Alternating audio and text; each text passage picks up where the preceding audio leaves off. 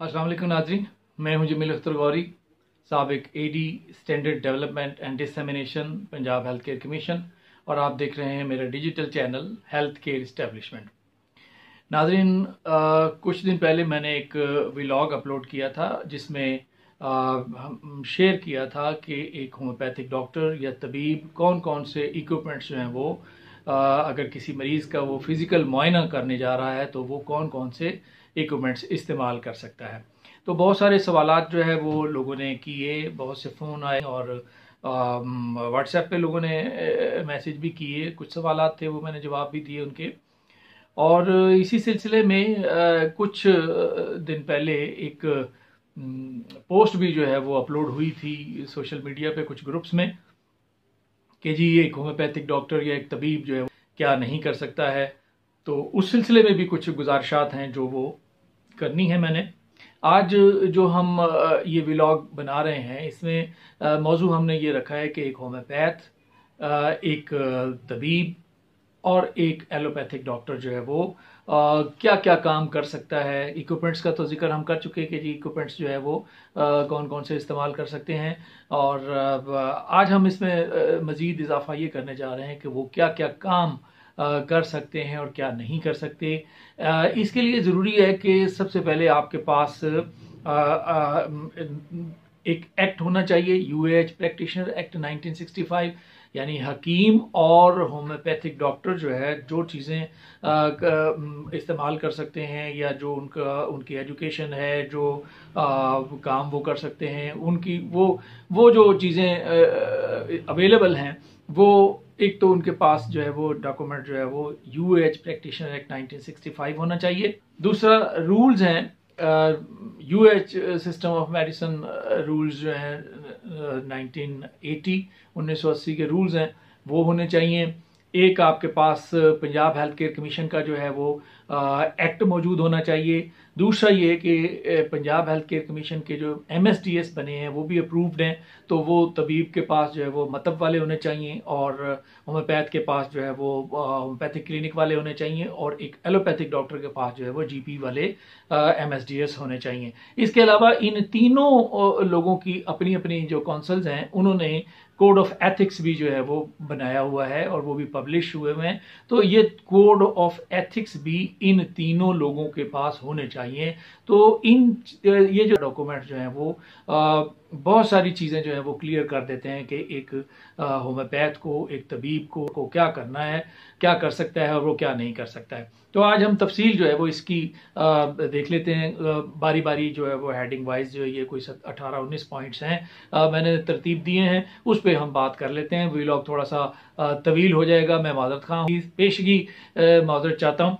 तो सबसे पहले तो देखें कि जो पहला पॉइंट है वो है डॉक्टर, यानी लफ्ज डॉक्टर जो है वो कौन इस्तेमाल कर सकता है और कौन नहीं इस्तेमाल कर सकता।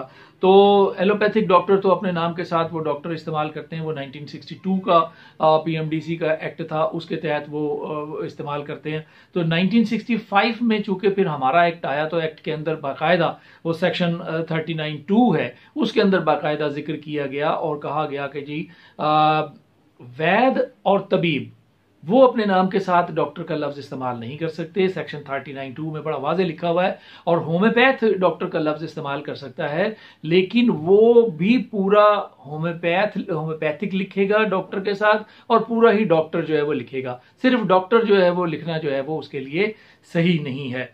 तो जो तबीब हैं या वैद हैं वो चाहे वो डिप्लोमा होल्डर है या वो डिग्री होल्डर है, वो तबीब ही कहलाएगा, वो अपने नाम के साथ डॉक्टर लिखने के मजाज नहीं है। तो दूसरा पॉइंट है कि प्रैक्टिस कौन कर सकता है। प्रैक्टिस देखें, इन तीनों शोबों की काउंसिल मौजूद हैं। जब ये वहाँ से रजिस्टर्ड हो जाते हैं तो ये प्रैक्टिस करने के मजाज होते हैं। लेकिन जब से ये Punjab health care commission act बना, फिर केपीके एक्ट बना, फिर Sindh health care commission act बना, फिर केपीके एक्ट बना, अब ये काउंसिल से तो रजिस्टर्ड हो जाते हैं लेकिन जब तक ये रजिस्ट्रेशन और लाइसेंस जो है वो कमीशन से हासिल नहीं करेंगे उस वक्त तक ये प्रैक्टिस करने के मजाज नहीं है। तो रजिस्ट्रेशन के बगैर जो है वो ये जो रजिस्ट्रेशन जो पंजाब हेल्थ केयर कमीशन में रजिस्ट्रेशन की सेक्शन जो है वो जो उनका PHC एक्ट 2010 है उसमें सेक्शन 13 के तहत रजिस्ट्रेशन होती है और वो रजिस्ट्रेशन जो है वो हेल्थ केयर सर्विस प्रोवाइडर को करते हैं। इस सिलसिले में मेरा एक अलहदा से वीलॉग मौजूद है, मुझे इस पे तहफ़्फ़ुज़ात हैं कि हेल्थ केयर सर्विस प्रोवाइडर को रजिस्ट्रेशन जो है वो उनकी कौंसिल जो है वो जारी करती है। तो ये फेडरल इशू है, ये हेल्थ केयर इस्टेब्लिशमेंट को रजिस्टर करना चाहिए और हेल्थ केयर इस्टेब्लिशमेंट को ही लाइसेंस जारी करना चाहिए। तो रजिस्ट्रेशन और लाइसेंस अगर इन तीनों के पास नहीं है तो इन तीनों में से कोई भी प्रैक्टिस करने का मजाज नहीं है। अगर कोई करता है तो फिर वो गैर कानूनी बात होती है। तीसरे नंबर पे है अद्विया का इस्तेमाल। कौन सी अद्वियात जो है वो इस्तेमाल कर सकते हैं? एलोपैथिक डॉक्टर तो जो है वो अद्वियात इस्तेमाल करते हैं, वो जो रजिस्टर्ड मेडिसिन है वही इस्तेमाल करने के, रखने के और प्रिस्क्राइब करने के पाबंद हैं। लेकिन अगर कोई वो ऐसी अद्वियात जो हैं वो इस्तेमाल करते हैं या अपने पास रख के मरीजों को देते हैं जो रजिस्टर्ड नहीं है, बाहर से आई हुई हैं, कुछ मेडिसिन ऐसी होती हैं तो वो रजिस्टर्ड नहीं है अगर यहाँ पे, तो वो मेडिसिन भी इस्तेमाल नहीं कर सकते। इसी तरह से जो मेडिसिन तिब की और होम्योपैथी की हैं वो रजिस्टर्ड तो अभी नहीं है लेकिन एनलिस्टेड हैं। वो उनकी फैक्ट्रीज भी जो मैन्युफैक्चर करती हैं, जो फर्म्स, वो उनको फार्म 6 जो है वो मिला हुआ है और फार्म 7 जो है वो प्रोडक्ट का होता है। तो फॉर्म 6 का होना और फॉर्म 7 का उस प्रोडक्ट का होना वो लाजमी है और इसके बगैर जो है वो ना तो होम्योपैथ और ना तबीब ये मेडिसिन जो है उनके अलावा मेडिसिन इस्तेमाल नहीं कर सकता। इसके अलावा आ जाएं अब क्लिनिक के टाइमिंग्स जो हैं। ये क्लिनिक के टाइमिंग्स जो हैं वो जो MSDS है तिब का और जो होम्योपैथी का है उसका जो इंडिकेटर 5 है उसके अंदर जो है वो बड़ा वाज़े तौर पे लिखा हुआ है कि हर सर्विस प्रोवाइडर ने अपने क्लिनिक के बाहर भी और अंदर भी जो है ना वो टाइमिंग्स लिखने हैं कि किस वक्त से लेकर किस वक्त तक वो क्लिनिक पर बैठता है। और अगर वो क्लिनिक के वक्त में नहीं बैठा हुआ वहां पे और उसकी अदम मौजूदगी में मरीज देखे जा रहे हों वहां पे और फिर उसका क्लिनिक जो है वो सील भी हो सकता है। आमतौर पे होता ये है कि बहुत सारे लोग जो है वो कैकरी कर रहे हैं और वो एलोपैथी की प्रैक्टिस करते हैं और जब कहीं टीम आती है, इंस्पेक्शन टीम आती है तो वो एक दो तो वो बेचारे पकड़े जाते हैं, बाकी लोग जो है वो भाग जाते हैं। और जो लोग कर रहे होते हैं हालांकि उसमें फिर वो जेन्युइन लोग भी जो है उसके अंदर आ जाते हैं। ऐसी सूरत में अगर कोई जेन्युइन प्रैक्टिशनर है वो कहीं अपने काम से कहीं गया हुआ है और वक्ती तौर पे तो वो उसको भी समझते हैं कि ये भी क्वैक है और ये भी भाग गया है, इसलिए वो उसको भी सील कर देते हैं। वरना अगर वो टाइमिंग्स के अंदर जो है वो अपने क्लिनिक के अंदर मौजूद है तो कोई भी इसमें वो उसको सील नहीं कर सकता इस बिना पे कि जी वो टाइमिंग्स। अच्छा देखें, टाइमिंग्स ये है कि अगर एक आदमी ने टाइमिंग्स लिखी हुई है शाम 5 बजे से 10 बजे तक मैं बैठता हूँ, तो वो अगर कहीं किसी काम से चला गया है तो फिर वो जा सकता है, छुट्टी भी कर सकता है, ऐसी बात नहीं है। और अगर जाहिर है कि अगर वो जा रहा है तो अपने मरीजों को इंटीमेट तो करेगा ना किसी तरह के तरीके से कि वो आज क्लिनिक पे नहीं है, तो उसे एक नोटिस लिख के जो है ना वो बाहर लगा देना चाहिए कि जी फला वजह से जो है वो मैं आज क्लिनिक में नहीं हूँ, तो वो मरीजों को भी जो है वो पता लग जाएगा। तो ये जो है वो मरीजों जो क्लिनिक सील होता है वो आमतौर पे जो क्वैक्स के जिम्मे में आते हैं वो उन्हीं का क्लिनिक सील होता है। फिर अगला पॉइंट है एमरजेंसी ट्रीटमेंट। अच्छा, एमरजेंसी ट्रीटमेंट भी जो है ये होम्योपैथिक डॉक्टर भी कर सकता है, तबीब भी कर सकता है और MBBS डॉक्टर भी जो है वो कर सकता है। एमरजेंसी ट्रीटमेंट जो है वो इनकी जो होम्योपैथ की और तिब का जो वो MSDS है उसका जो इंडिकेटर 20 है वो बाकायदा इजाज़त देता है कि अगर आपके पास कोई फ्रैक्चर वाला पेशेंट आ जाता है और या कोई आपके पास ब्लीडिंग हो रही है, कोई पेशेंट आ जाता है, तो उसको आपने वैसे ही नहीं कह देना कि जनाब जाएं मेरे पास इसका इलाज नहीं है। नहीं, वो बाउंड करता है कि आपने मरीज की जान बचानी है। अगर ब्लीडिंग हो रही है और अगर आप उसको फर्स्ट एड नहीं देंगे तो हो सकता है ज्यादा ब्लड लॉस होने की वजह से उसकी जान चली जाए। लिहाजा कमीशन ने ये इजाजत दी है और कम से कम 1 या 2 मरीजों का जो है वो सामान आपके क्लिनिक पे, मतब पे और GP क्लिनिक पे मौजूद होना चाहिए कि ड्रेसिंग होनी चाहिए, कॉटन रोल होना चाहिए, और वो आप अपनी दवा लगा के और उसको प्रेशर बैंडेज दे के और उसको मरीज को रेफर कर देंगे। फिर आपने उसको अपने पास रखना नहीं है, क्योंकि अगर आप रखेंगे, ब्लीडिंग ज़्यादा हो जाए, उसकी हालत ख़राब हो जाए, वो आपके ज़िम्मे लगेगा। लिहाजा आप फर्स्ट एड दे के और उसको रेफरल स्लिप बना के जो है वो आप रेफर करेंगे। तो ये एमरजेंसी ट्रीटमेंट जो है वो तबीब भी कर सकता है और होम्योपैथ भी कर सकता है और जीपी जनरल प्रैक्टिशनर भी कर सकता है। अच्छा, अगला पॉइंट है कि बीमारियों को ठीक करने का दावा। देखिए, ये तो दावा सिरे से ही गलत है, वो कोई भी नहीं कर सकता। ना तो होम्योपैथ ये दावा कर सकता है, ना तबीब ये दावा कर सकता है, और ना ही एलोपैथिक डॉक्टर जो है वो क्लेम कर सकता है कि जी 100% इसका इलाज है, मौजूद है, और मैं ये शिफा दे दूंगा और ये ठीक कर दूंगा इसको। ये बिल्कुल ही अखलाकी तौर पे भी जो है वो ये सही नहीं है, और ये शिफा देना जो है वो अल्लाह ताला के इख्तियार में है। तो ये काम जो है ये भी जो है वो नहीं करना चाहिए कि 100% जो है वो इलाज हो जाएगा इसका, ये भी बिल्कुल गलत है। फिर है कि अगला पॉइंट है इश्तिहारबाजी करना, यानी एडवर्टीजमेंट करना। एडवर्टीजमेंट जो है वो इन तीनों ही शोबे नहीं कर सकते। अपनी अपने क्लिनिक की तशहीर नहीं कर सकते, अपने सिस्टम के इलाज की नहीं कर सकते, बीमारियों से शिफा की तशहीर नहीं कर सकते। और जो होम्योपैथिक का कोड ऑफ एथिक्स है उसकी क्लॉज 2 है और क्लास 4 की सब क्लास H है। इसमें बाकायदा मना किया हुआ है कि जी आप एडवर्टाइजमेंट जो है वो नहीं कर सकते। इसी तरह से तिब का जो कोड ऑफ एथिक्स है उसमें भी मौजूद है, और एलोपैथिक डॉक्टर भी जो है वो एडवर्टाइजमेंट नहीं कर सकता। अगला है कि लेबॉर्ट्री टेस्ट जो है वो कोई ये कर सकते हैं या नहीं कर सकते। लेकिन एलोपैथिक डॉक्टर्स जो हैं वो तो उनको चंद एक टेस्ट जो आम से टेस्ट हैं जो वो करने की इजाज़त होती है, वो बड़े टेस्ट वो भी नहीं कर सकते, और वो अपने मरीजों के लिए कर सकते हैं, वो दूसरे लोगों के लिए टेस्ट जो है वो बाहर के मरीजों का टेस्ट वो भी नहीं कर सकते। इसके अलावा जो है होम्योपैथिक डॉक्टर और तबीब जो है वो लेबॉर्ट्री टेस्ट जो है वो नहीं कर सकता, और लेबॉर्ट्री बाकायदा जो है वो एक अलग से पंजाब हेल्थ केयर कमीशन उसको रजिस्ट्रेशन जारी करता है। तो वो एक उसके अलग स्टैंडर्ड्स और इंडिकेटर्स हैं, और उसमें पैथोलॉजिस्ट की ज़रूरत होती है। तो लेबॉर्ट्री भी बगैर पैथोलॉजिस्ट के जो है वो नहीं चलाई जा सकती। इसलिए होम्योपैथिक डॉक्टर, तबीब और एलोपैथिक डॉक्टर भी इवन के जो है वो लेबॉर्ट्री नहीं बना सकता बगैर पैथोलॉजिस्ट के। हाँ, MBBS डॉक्टर को जो है वो चंद एक टेस्ट करने की इजाज़त है, वो कर सकता है। अगला एक पॉइंट है कि जी अल्ट्रासाउंड के मुतालिक जो है वो सवाल किए जाते हैं। पिछले वीलॉग में भी मैंने बताया था, और इससे पहले मैंने स्पेशल एक इसका वीलॉग अल्ट्रासाउंड के बारे में भी बनाया हुआ है और वो अपलोड किया हुआ है, वहां से भी देख सकते हैं।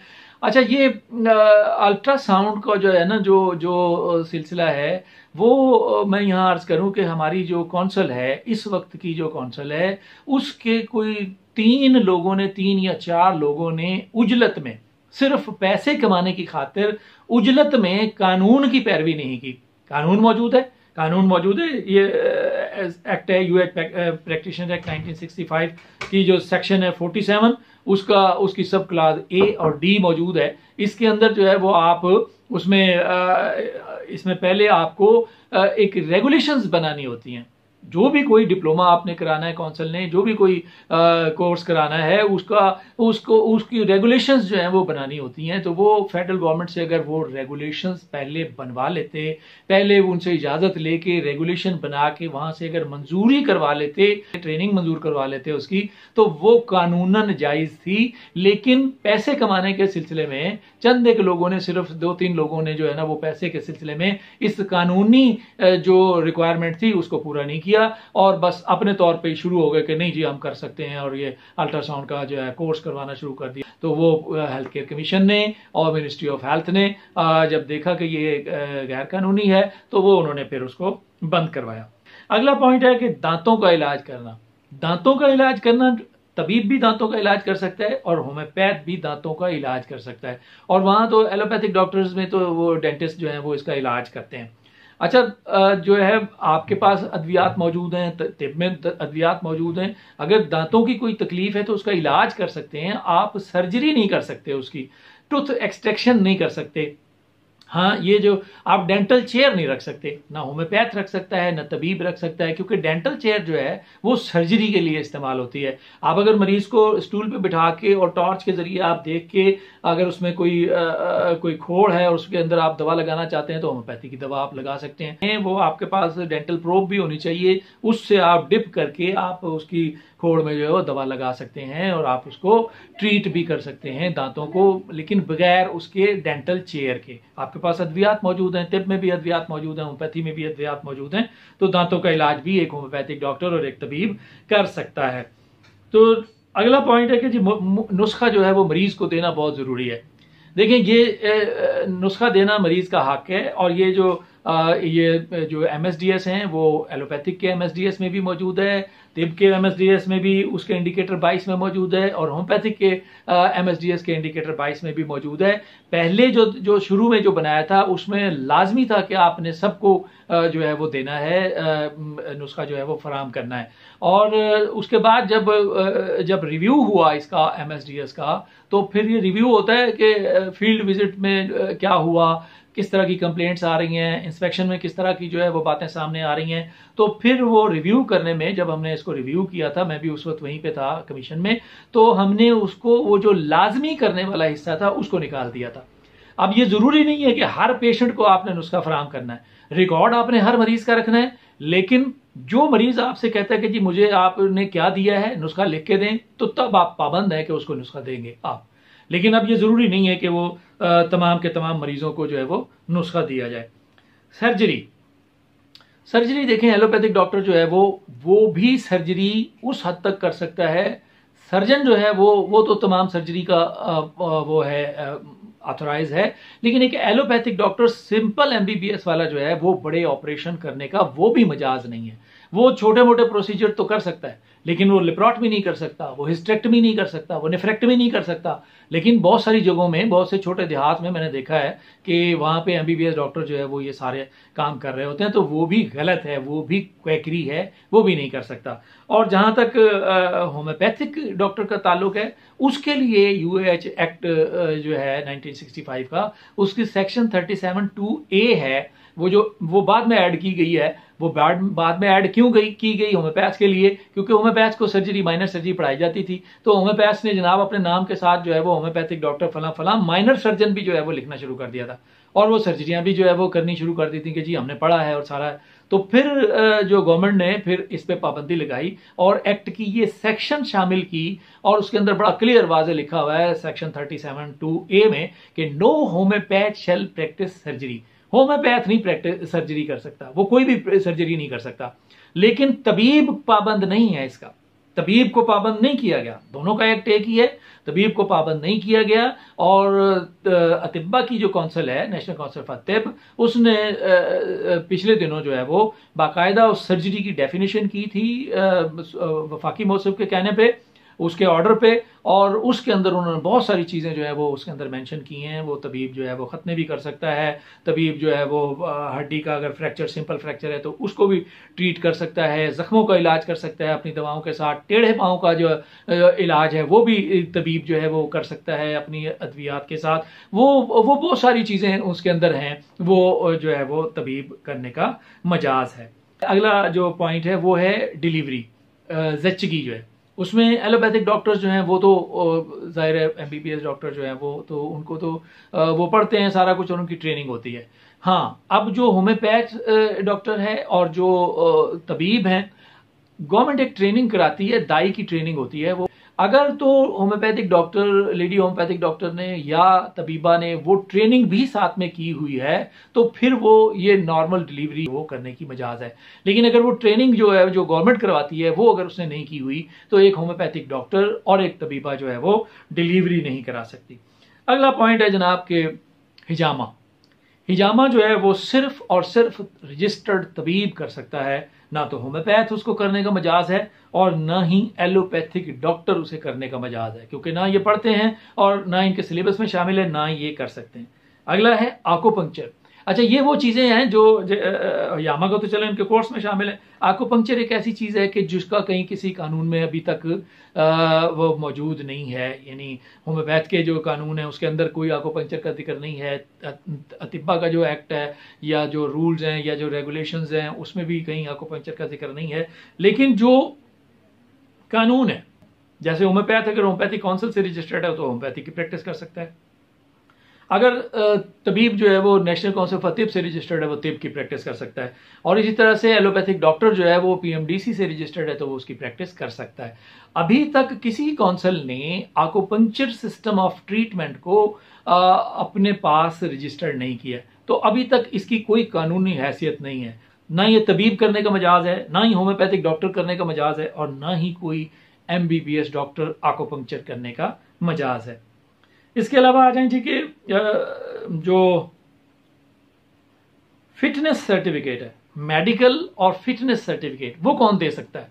मेडिकल सर्टिफिकेट और फिटनेस सर्टिफिकेट भी एलोपैथिक डॉक्टर ही दे सकता है। जो यूएच प्रैक्टिशनर एक्ट 1965 है उसके सेक्शन 37(2)(b है, जिसमें इनको मना किया गया है कि आप ये मेडिकल सर्टिफिकेट और फिटनेस सर्टिफिकेट जो है वो उसको ना तो जारी कर सकते हैं और ना ही उस पर दस्तखत कर सकते हैं। उसी तरह से फिर बर्थ और डेथ सर्टिफिकेट है, ये भी एक होम्योपैथिक डॉक्टर नहीं दे सकता और एक तबीब भी जो है वो जारी नहीं कर सकता, क्योंकि जो सेक्शन 37(2) और जो कैपिटल नहीं बल्कि स्मॉल ए वाला जो वो है सेक्शन है, सब सेक्शन, उसके अंदर जो है वो लिखा हुआ है कि कोई भी तबीब या होम्योपैथ बर्थ सर्टिफिकेट और डेथ सर्टिफिकेट पर भी उसको ऑथेंटिकेट नहीं कर सकता और ना ही उसको साइन कर सकता।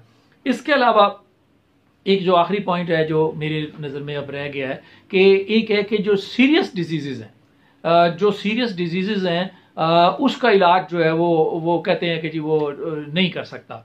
लेकिन नहीं, किसी भी बीमारी का इलाज होम्योपैथ भी कर सकता है, तबीब भी कर सकता है और एलोपैथिक डॉक्टर भी कर सकता है जो उसने पढ़ी हैं, और वो उनका ट्रीटमेंट भी कर सकता है। लेकिन अगर कोई ऐसी डिजीज है कि जिसमें आपको खदशा है कि इसकी कंडीशन ऐसी है कि खुदा न खास्ता इसकी डेथ भी हो सकती है, तो उसमें कमीशन ने एक एमएसडीएस में एक शिक शामिल की हुई है, एक इंडिकेटर शामिल किया हुआ है। तिब के भी तिब में इंडिकेटर नंबर 28 है और जो होम्योपैथिक क्लिनिक का इंडिकेटर है वो भी 28 है कि आप एक ऐसी फहरिस्त बना के अपने पास रख लें कि जब इस किस्म का मरीज आएगा, सीरियस सपोज गुर्दा फेल होने का मरीज है वो आपके पास आ जाता है, कोई हार्ट फेलियर का पेशेंट है वो आपके पास आ जाता है, कोई कैंसर के मरीज आपके पास आ जाते हैं, तो वो आप उनसे एक वो परफॉर्मा है उसके अंदर उनके एमएसडीएस में दिया हुआ, तो वो आप एक तो पहले तो आपने उनको बताना है कि जी आपके मरीज अगर को बताना चाहते हैं तो मरीज को बता दें, वरना उसके अटेंडेंट्स को आपने बताना है कि जी आपके मरीज की हालत इस तरह की है और इसको और आपने मुतबादिल भी उसका बताना है कि ये मुतबादिल भी हो सकता है। सपोज गुर्दे फेल्योर का केस है, किडनी फेल्योर का, तो आप उसको बता सकते हैं कि जनाब इसका एक हाल ये भी है कि किडनी ट्रांसप्लांट भी हो जाता है। तो वो अगर फिर भी वो कहे कि जी नहीं मैंने तो आपसे इलाज कराना है और मैंने आपकी तारीफ सुनी है, तो फिर वो आप उससे लिखवा लें, वो जो परफॉर्मा है वो फिल करवा लें, उससे दस्तखत करवा लें। उसका फायदा ये होगा कि खुदा न खास्ता उसकी डेथ हो जाती है और कोई भड़काने वाले बहुत सारे होते हैं लोग, और वो कह सकते हैं कि जी आपका मरीज तो डायलिसिस पे था तो डॉक्टर साहब ने इसका ट्रीटमेंट क्यों किया या तबीब साहब ने इसका ट्रीटमेंट क्यों किया। तो अगर आपने वो लिखवा के उससे लिया हुआ होगा तो फिर आपको कहीं भी ले जाएं, किसी कोर्ट में भी ले जाएं, आपके पास वो सबूत मौजूद होगा कि मैंने इससे पहले इससे या इसके जो लवाकिन थे उनसे पहले तहरीरी इजाजतनामा लिया हुआ है इलाज करवाने का, और ये मेरे पास इसका सबूत मौजूद है, उससे आपने अंगूठा भी लगवाना है और वो सारी चीज़ें। तो ये चीज़ जो है बजाय इसके कि कमीशन को बदनाम करने के लिए इस्तेमाल की जाए कि जी उसके बगैर नहीं कर सकता, ये कमीशन ने तबीब और डॉक्टर और होम्योपैथिक डॉक्टर की बचत के लिए जो है वो इसके अंदर शामिल किया है। तो इसमें जब मैं इंडिकेटर्स वाइज जो है वो भी बना रहा हूँ व्लॉग्स जो हैं, तो जब ये इंडिकेटर आएगा तो इसमें हम आपको तफसील के साथ इसमें शेयर करेंगे कि इसमें मजीद फ़ायदा जो है वो तबीब का क्या है। इससे अब जो है वो वाजे आपको हो गया होगा कि कौन कौन सी चीज़ें जो हैं वो एक होम्योपैथ डॉक्टर कर सकता है, कौन सी चीज़ें तबीब कर सकता है, कौन सी चीज़ें जो हैं वो एक एमबीबीएस डॉक्टर करने का मजाज है। और अगर इस सिलसिले में कोई सवाल हो तो भी मैं हाजिर हूँ, आप इसमें इनबॉक्स में लिख के सवाल जो है वो कर सकते हैं। और मेरी यहाँ एक इस वीडियो के हवाले से, इस व्लॉग के हवाले से गुजारिश आपसे ये है कि इसको ज़्यादा से ज़्यादा आप अपने दोस्तों के साथ शेयर करें, क्योंकि बहुत सारे लोगों को नहीं पता। तो अगर ये वीडियो आप व्लॉग आप अपने दोस्तों के साथ शेयर करेंगे तो और बहुत सारे लोगों को जो प्रैक्टिस करते हैं और उनके इल्म में इस तरह की चीज़ें नहीं हैं तो वो उनके इल्म में भी आ जाएंगी। तो अब तक के लिए इतना ही। आइंदा व्लॉग तक मुझे इजाज़त दीजिए। अपना और अपने इर्द गिर्द रहने वालों का बहुत सा ख्याल रखिएगा। अल्लाह हाफिज़।